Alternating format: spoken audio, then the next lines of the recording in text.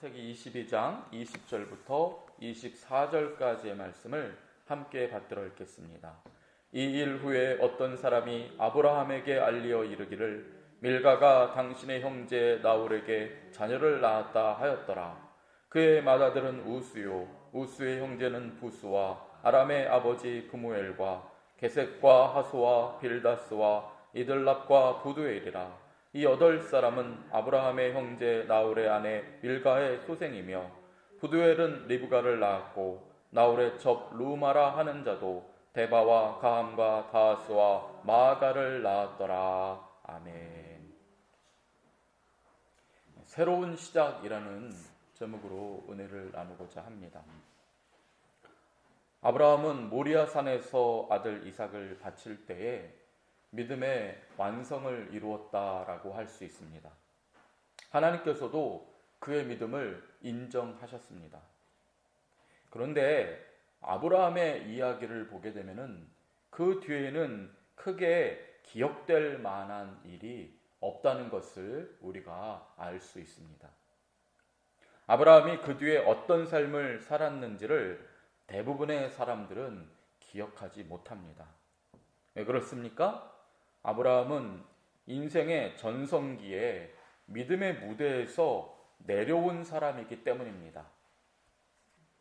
아브라함이 아들 이삭을 모리아산으로 데리고 갔을 때부터 약 50여 년간 주님께서는 아브라함에게 제2의 인생을 허락해 주셨습니다. 남들은 그 나이가 되기 전에 다 죽습니다. 그런데 아브라함에게는 놀랍게도 50여 년의 인생이 주어진 것입니다.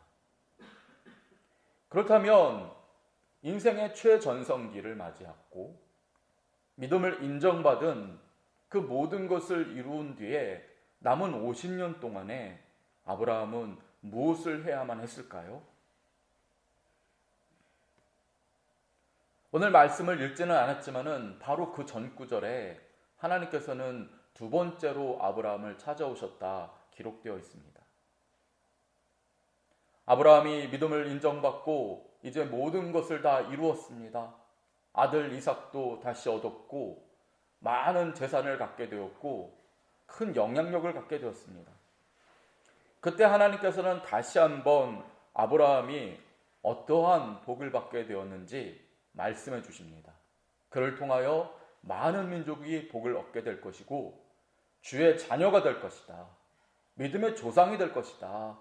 주님은 그 말씀을 해 주셨습니다. 처음 이 말씀을 들었을 때 아브라함은 그야말로 불신자와 다르지 않았습니다. 갈대아 우르에서 주님의 말씀을 처음 들었을 때에 그는 우상 숭배자였습니다. 그가 가나안 땅으로 들어갔을 때도 믿는 사람이라고는 하지만은 세상 사람들보다 오히려 못한 수준이었습니다. 두려움에 빠져 있었고 비겁하게 아내를 누이라고 속였고 목숨 하나 구하기 위해서 이리저리 도망다니는 자였습니다. 그때는 하나님께서 주신 말씀을 듣기는 했지만은 자기 목숨 하나 건지기에도 바빴기 때문에, 쉽게 말해서 먹고 살기 바빴기 때문에 주님이 주신 약속을 깊이 생각할 겨를이 없었을 것입니다. 하지만 지금은 다릅니다. 아브라함은 믿음의 절정을 이루었습니다. 처음에는 멋모르고 받은 약속이라고 할 수 있지만은 이제는 주님이 주신 말씀이 무엇인지 충분히 알 수 있습니다. 그 여유도 있습니다. 아브라함의 자손으로 말미암아 천하 만민이 복을 받는다는 말씀이 이제는 그를 통하여서 충분히 실현될 조건이 다 주어진 것입니다. 오늘 우리가 읽은 본문은 그러한 배경에서 나온 말씀입니다. 그때 누군가 아브라함을 찾아옵니다. 그리고 그에게 소식 하나를 전하는데 그 소식은 무엇입니까? 갈대아 우르에서 남아있는 그의 형제 나홀에 대한 소식이었습니다. 아브라함에게는 원래 2명의 형제가 있습니다. 하란과 나홀이었죠. 그런데 하란은 일찍 갈대아 우르에서 죽었습니다. 그의 아들이 롯입니다. 형제였던 하란의 아들 롯과 함께 믿음의 여정을 아브라함이 시작을 했죠. 나홀, 또 다른 남은 형제였던 나홀은 갈대아 우르에서 하란이 남긴 조카 밀가를 돌보며 살았습니다. 그런데 어찌된 일인지 이 나홀은 그 조카 밀가를 아내로 맞이해서 살게 되었습니다. 그리고 나홀과 밀가 사이에는 8명의 아들이 태어납니다. 이 밖에도 나홀은 또 쳐버렸습니다. 루마라고 하는 여자에게서 4아들을 둡니다. 그래서 나홀은 12명의 아들을 둔 아버지가 됩니다. 그런데요, 이 12명의 아들들은 하나님을 알지 못하는 사람들입니다. 나홀은 우상 숭배자의 도시인 갈대아 우르에 남아 있었기 때문에 그도 하나님을 알지 못했고, 그의 12아들들도, 그의 식구들도 하나님을 알지 못합니다. 지금 아브라함은 명실공히 믿음의 사람으로 인정을 받았습니다. 강력한 힘을 가지고 있습니다. 게다가 50여 년이나 남은 제2의 남은 여생이 있습니다. 그런 가운데 누군가 그에게 찾아와서 아직 하나님을 알지 못하는 그의 가족들에 대해서 전했습니다. 그러면 아브라함이 무엇을 해야 했습니까? 당연하지 않습니까? 그 나홀에게 사람을 보내서 하나님께서 나에게 어떻게 하셨는지를 알려줬어야 합니다. 만약에 오지 않으면은 그의 사랑하는 아들이라도 보내서 나홀에게 이 놀라운 하나님에 대해서 전하고 새로운 인생을 살 수 있도록 그 사랑하는 가족에게 복음을 전했어야 합니다. 그것이 아브라함에게 주어진 남은 인생의 사명이었던 것입니다. 그것이 아브라함을 통해서 천하 만민이 복을 받게 되리라는 주님의 뜻이었던 것입니다. 이 사명을 감당하려고 했을 때에 아마 우리들은 아브라함의 이삭을 바친 이야기 못지않은 놀라운 이야기들을 성경에서 보고 참으로 그 아브라함을 통하여서 더욱더 놀라운 하나님의 이야기를 들을 수 있었을 것입니다. 하지만 안타깝게도 그런 일은 없습니다.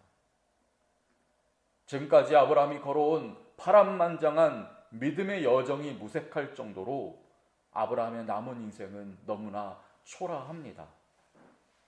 이후에 기록된 창세기 23장을 보시면 아브라함의 아내 사라가 127세를 향유하고 이제 그 땅에서 죽습니다. 그때 아브라함은 돈을 주고 아내 사라를 묻을 땅을 얻게 되었다. 그것을 성경이 기록하고 있습니다. 그때 아브라함의 나이가 137세입니다. 그러니까 믿음의 절정기를 맞이한 그 이삭을 바치고 하나님 앞에 인정을 받고 모든 것들을 소유한 그로부터 20년이 지난 것입니다. 20년이 지나서 겨우 아내를 매장할 땅 조금을 얻게 되었다.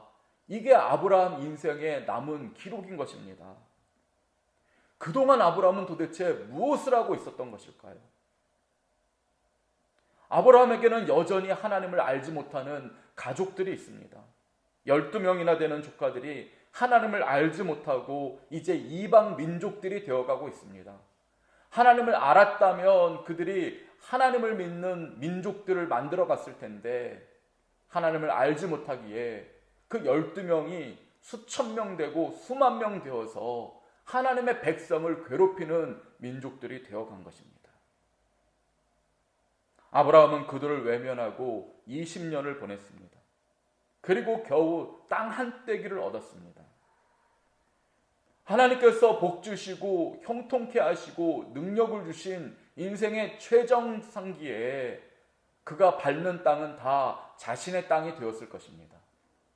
그랬더라면 그는 많은 땅을 소유하게 되었을 것이고 그 땅을 가볍게 후손들에게 물려줄 수 있었을 것입니다. 하지만 20년 동안 아무것도 하지 않다가 겨우 아내가 죽자 산 사람의 땅이 아니라 죽은 사람의 땅 한떼기를 겨우 얻었을 뿐입니다.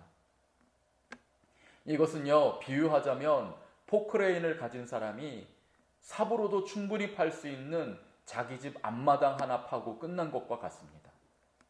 서울대를 나온 사람이 그 실력으로 그저 초등학생 자기 딸 하나 가르친 것과 다르지 않습니다. 아브라함은 진짜 놀라운 인생을 살 수 있는 노년을 맞이했건만 세상 사람들처럼 죽을 날만 기다리면서 허송세월을 보낸 것입니다. 게다가 창세기 25장을 보시면은 아브라함은 죽기 직전에 후처를 맞이했다라고 기록되어 있습니다. 후처를 통해서 아들 6명을 낳습니다.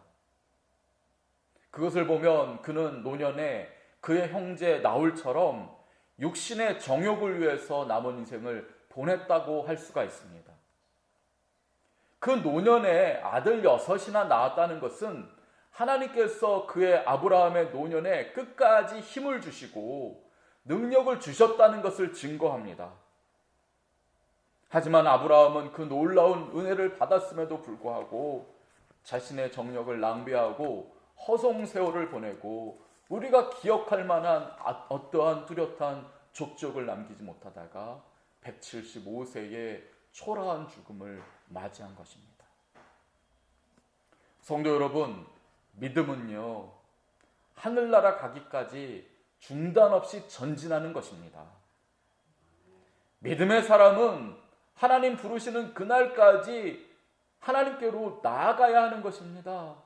주님이 주신 사명을 감당하다가 가는 것이 믿음의 삶인 것입니다. 믿음의 사람은 주님 부르시는 그날까지 예배를 멈추지 않는 것입니다. 날마다 주님께서 말씀을 듣고 기도하는 삶인 것입니다.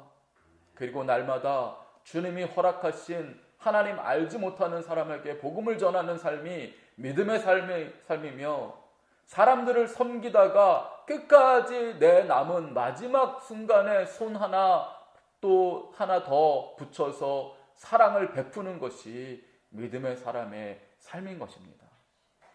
그렇게 살다가 피곤한 마음을 쉬려고 잠들었다가 깨어보니 천국에서 눈 뜨는 것, 그것이 믿음의 사람의 이상적인 최후인 것입니다. 하지만은요, 예수를 믿는 사람들도 그들의 노년을 보게 되면은 은퇴 뒤에 급격히 노화하고 뒷방 늙은이로 지내는 분들이 참 많습니다. 지나온 삶은 어떤 삶이었습니까? 하나님께서 믿음을 훈련시켜 주시는 삶이었습니다. 그렇다면 은퇴 뒤의 삶은 무엇입니까? 믿음을 완성한 삶으로서 누구보다도 믿음대로 살 수 있는 그런 모든 조건이 주어진 삶이 노년의 삶입니다.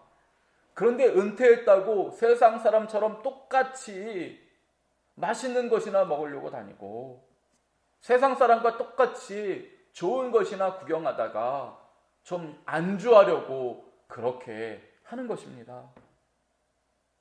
그러면은 어떻게 됩니까?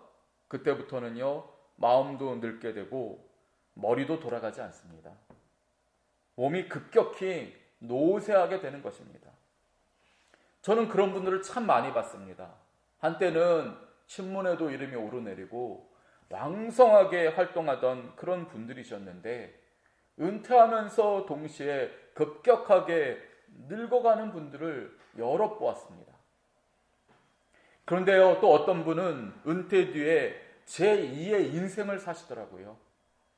엊그제도 제가 전화 통화를 통해서 95 되시는 장로님과 통화를 했습니다. 여전히 말씀 하나 흐트러짐이 없습니다.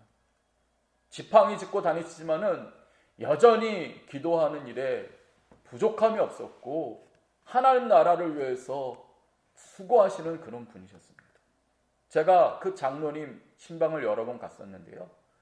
가면 항상 책상 가득히 성경이 펼쳐 있고 옆에 노트에 무언가를 기록해 놓은 것들이 가득합니다. 하나님 부르시는 그날까지 사명 감당하려고 했으니 하나님께서는 그에게 영력과 지력과 체력을 허락하신 것을 보게 되었습니다.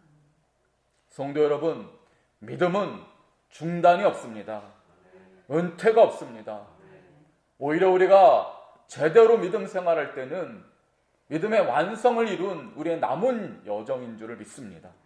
오늘 저와 여러분이 나이와는 상관없이 주님이 주시는 힘으로 날마다 힘차게 믿음의 사명을 감당하시다가 어느 먼 날 잠 깨어보니 천국에서 눈뜨는 복된 사람들 되시기를 주님의 이름으로 축원드립니다. 아멘. 기도하겠습니다. 주님, 하나님의 자녀인 저희들이 죽는 날까지 영력지력 체력이 쇠하지 않게 하옵소서. 그 힘으로 날마다 중보기도 하고 복음을 전하고 또 사람들을 섬기는 사명을 감당하게 하옵소서. 안주하려는 마음보다 날마다 배우고 전진하려는 마음을 주셔서 날마다 한 걸음씩 주님께로 다가가게 하여 주옵소서. 언젠가 주님 부르실 때에 우리의 믿음이 최정상이 되게 하시고 주님께 드릴 믿음의 열매도 최고가 되게 하여 주옵소서. 우리를 인도하실 예수님 이름으로 기도드립니다. 아멘.